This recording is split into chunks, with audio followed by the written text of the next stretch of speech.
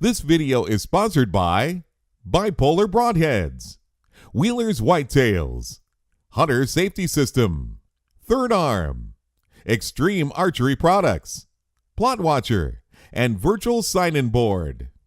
Welcome to Reality Hunt Club. This webisode we're going to be talking about the Ozonics. They're not a sponsor of ours, but we've been using them in the field and we've got some reactions. So stay tuned and hear what we talk about our first week of hunting with the Ozonics. So stay tuned.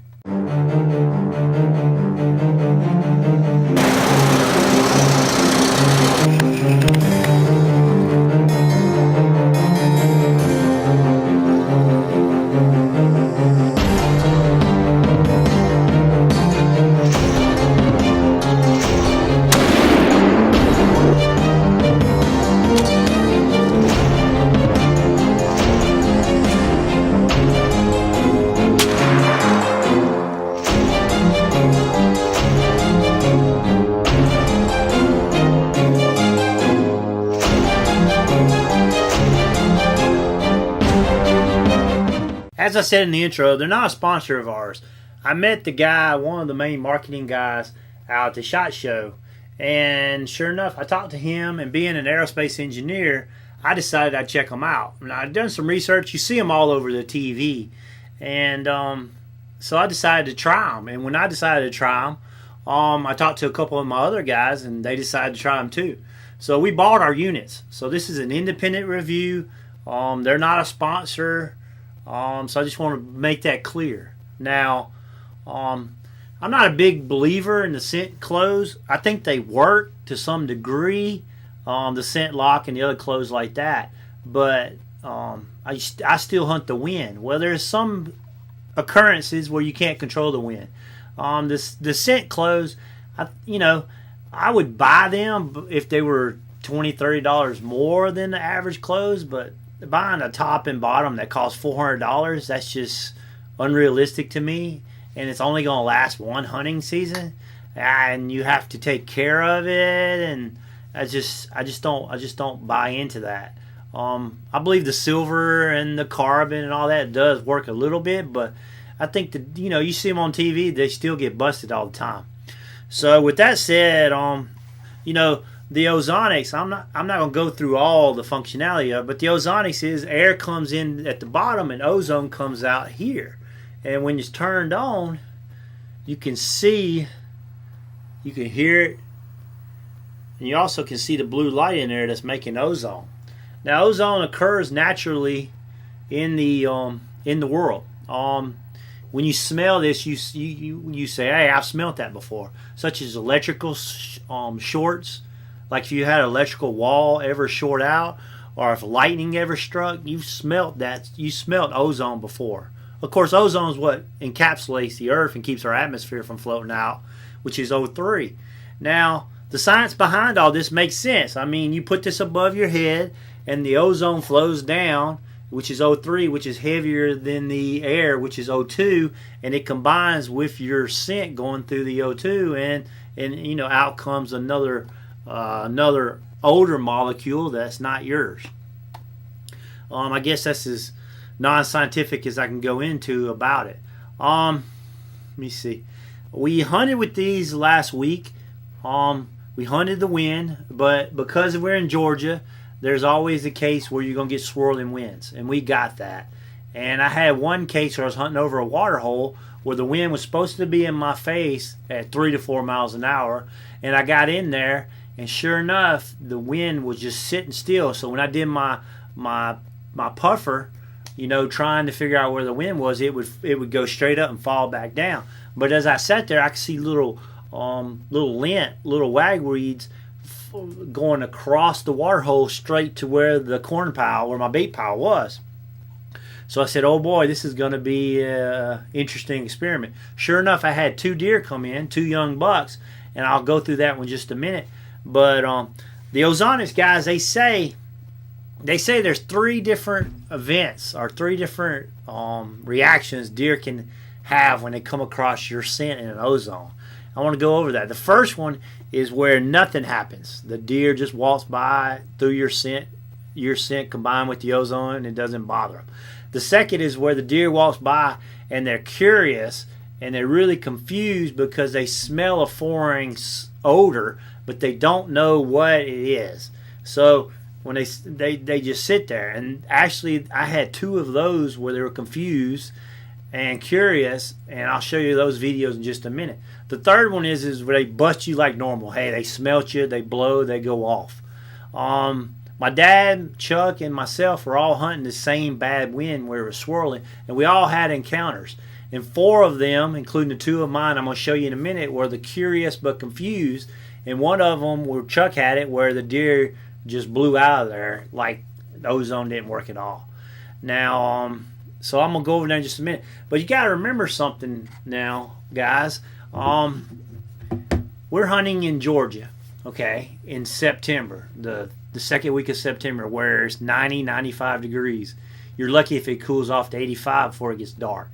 Also, I strongly believe the southeastern whitetail, which is Mississippi, Alabama, Georgia, Tennessee, South Carolina, those core whitetail deer are the smartest whitetail deer in the world. Now, when I say smartest, I think what I really mean is they've evolved.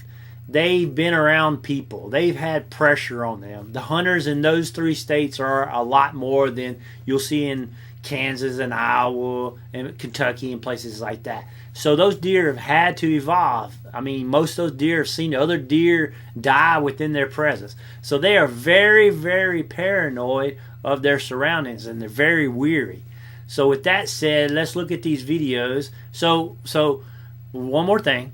So with that said, I believe if you can fool the Georgia whitetail, you can fool any whitetail in the country, in the world. So this was going to be a really good test for us, and I had two of these occurrences, and I'll show you this. So let's look at those right now. All right, first thing, you got to know how to use this thing. You got to pay attention. It just don't come in the mail where you can, just throw it up there. You get it in the mail, you plug it in, you throw it up there. You've got to be smart about it. You've got to know how your wind goes. You got to know how your wind direction. You got to constantly check it. Here you can see I had it above my head with the wind blowing slightly behind me from my right to left on there, trying to cover the scent right there. Now, let's look at this first one. I'm going to do the screenshots because, they were close to, one was 7 minutes and one was 7 minutes, one was 6 minutes. So this is the first buck that came in here. And now my wind was blowing straight to where that dove is in that corn pile. And you see the buck comes in. Now when I say wind, I mean it was less than 1 mile an hour. It's just swirling. But there you can see him come in, and normally I think they would run off, but it was blowing the ozone that way. And if you watch him, he's licking his lips trying to figure it out. Let me fast forward up a little bit. I'm zooming in.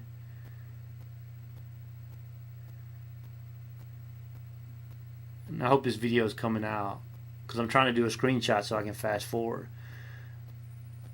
And it seems to be bombing. And what's he do? He comes around, and now my wind's blowing to him there.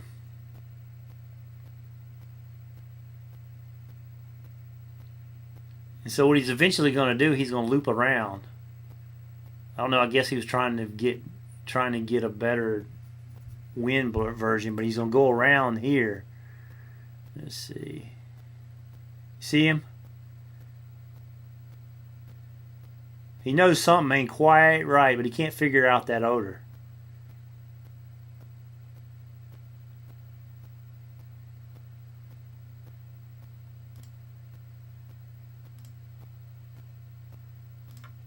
Let me fast forward a little bit. So eventually he went around behind them trees. And he comes up to the bay pile.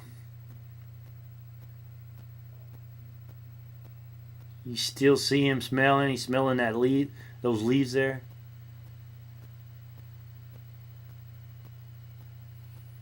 Now, I didn't go in that corn pile. There's no scent there. It's been 3 or 4 days since we've been there. So he's not smelling anything like that. But see him smelling? He's smelling them limbs there. I found that pretty interesting. He smelled the leaves before. Now he's smelling those limbs. He's trying to figure out what that odor is. Now, once again, he's been standing there trying to figure it out. I could have shot him 50 times. So he eats him a little bait, and he's still a little nervous, so eventually he just eased off without ever blowing. So that was the first reaction. All right, let's look at the second one. It's about 15 minutes later, and I had this other buck come in. And it's getting dark. I mean, it's 10 minutes to dark. Once again, you got to remember how the scent's blowing. And he basically is going to stay in that position, licking his nose, trying to figure out that smell.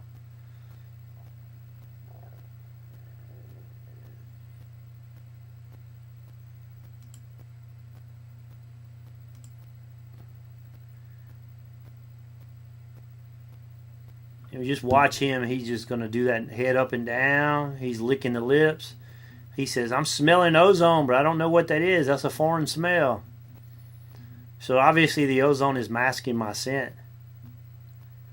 The same as the first buck, you know, he's going to turn broadside, and I could have shot him 50 times. So, you know, he's confused as to what it is.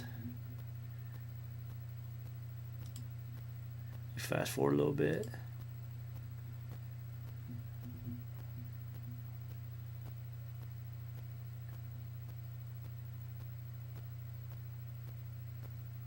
Now you see it's starting to really, really get dark. And then you got to remember, he's been standing there for about 2.5 minutes already.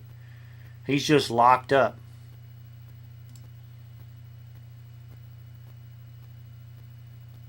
And he's starting to get a little nervous. Now this one did, when he eased off, he blew one time. Their nose is amazing, how they can smell.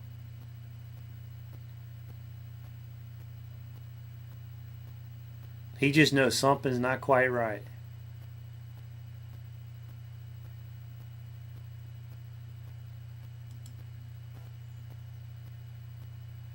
Once again, that's been coming up on 4 minutes. He ain't moved from that spot.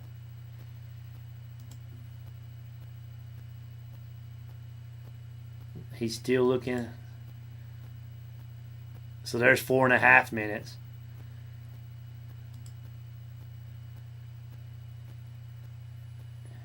You see, trying to zoom in when it's dark.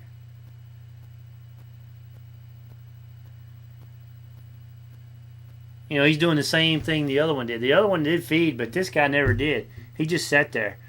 So, you know, that's the kind of reaction. You know, he could have, the 3 reactions is: one, they could have done nothing. The second one was what they're doing, where they were confused and just couldn't figure out what that foreign odor is. And the third one is where they just blow and run away. Now, he's confused, so he's fixing to ease off because he realizes that's just a foreign object. So, interesting video, though. Once again, a broadside could have shot him, you know, theoretically. So, I think the Ozonics work in this Georgia condition. So, now we watch these videos of this Ozonics, us using the Ozonics. Now, it's not 100%. Nobody's going to guarantee you 100% scent reduction. I mean, even if you live in a bubble, the bubble's got to get there.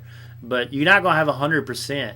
But I've been pretty happy with it. I felt like this is probably the worst conditions in those 2 videos I showed you that I could possibly have for these Ozonics.